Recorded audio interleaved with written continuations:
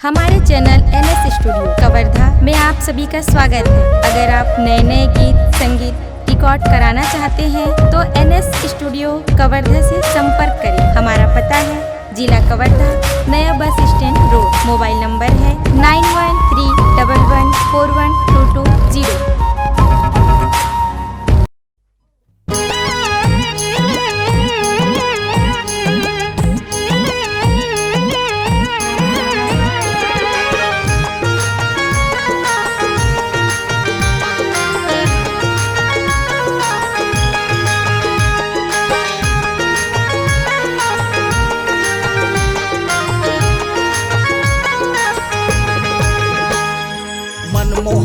मनमोहागे मनमोहागे वो मनमोहागे मनमोहागे मनमोहागे वो झुनकी तो राई तोर बर मनमोहागे वो झुनकी तो राई तोर बर मनमोहागे वो मनमोहागे मनमोहागे मनमोहागे गा मनमोहागे मनमोहागे मनमोहागे गा पैर करिया भाटा तोर बर मनमोहागे ना पैर करिया भाटा तोर बर मनमोहागे ना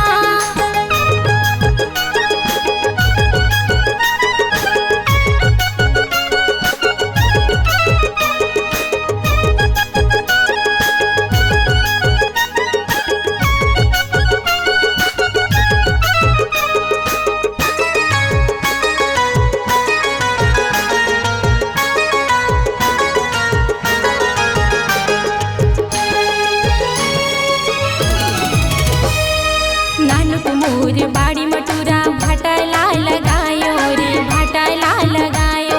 अच्छा ने मुठ भोगाही कही कि टीड़ा ला चढ़वायो रे टीड़ा ला चढ़वायो। नानुक मोर बाड़ी मटूरा भाटाला लगायो रे भाटाला लगायो। मैंने मुठ भोगाही कही कि टीड़ा ला चढ़वायो रे टीड़ा ला चढ़वायो। क्या बात है? फरला देखियो लदर बदर फरला देखियो लदर बदर झील जागेगा पैर करिया भाटा तोर बर मनमोहागे ना पैर करिया भाटा तोर बर मनमोहागे ना।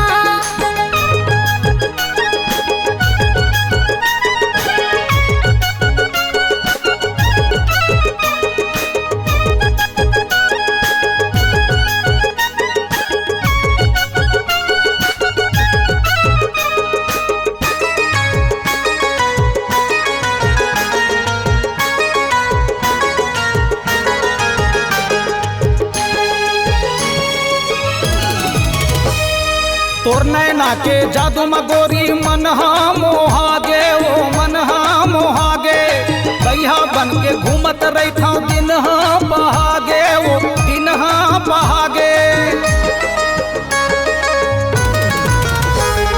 तोर नैना के जादू मगोरी मनहा मोहागे वो मनहा मोहागे भैया बन के घूमत रही था दिनहा बहागे वो दिनहा बहागे।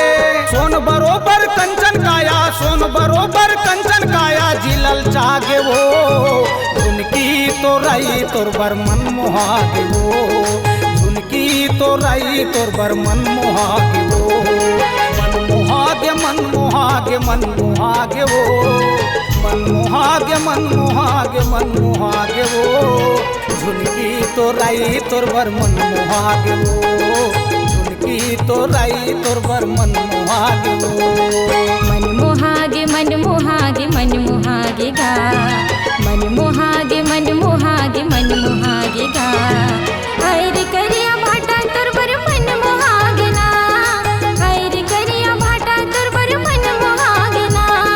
झुनकी तो राई तोर बर मनमोहागे वो पैर करिया भाटा तोर बर मनमोहागे ना झुनकी तो राई तोर बर मनमोहागे वो